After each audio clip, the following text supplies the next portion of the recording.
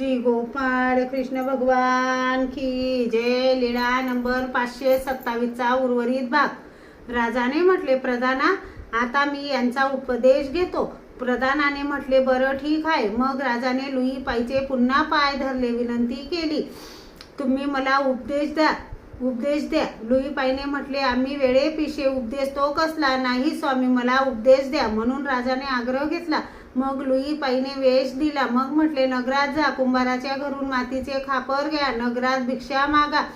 असे केले म्हणजे तुम्हाला 12 घडी नंतर सिद्धी होईल. मग राजा व प्रधान दोघेही निघाले. पलीकडे थोड्या अंतरावर गेले आणि विचार केला. राजाने प्रधानाला म्हटले, तू प्रधान, मी राजा, तरी आपण एवढ्या वेळेला कशी भिक्षा मागावी? थोड्या वेळाने संध्याकाळ होईल, मग मागू. संध्याकाळ झाली, मग भिक्षा करून आले. लुई पाईने विचारले, एवढ्या वेळे पावेतो तुम्ही कुठे होते? त्यांनी सगळी हकीकत सांगितली. लुई पाईने म्हटले, सिद्धी गेली 12 वर्षे दूर. देखो वेखी झन मर पशुवा जीवन काही असा पागळा. म्हणून लुई पाई निघाला. अर्थ, पशुला आपला मृत्यू केव्हा हे माहीत नसते, तसेच मनुष्याचेही आहे.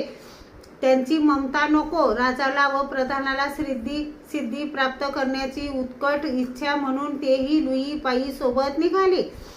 तिघेही एका नगरात गेले. तेथे लुई पाईने मद्यपान केले व तेथे प्रधानाला गहाण ठेवले.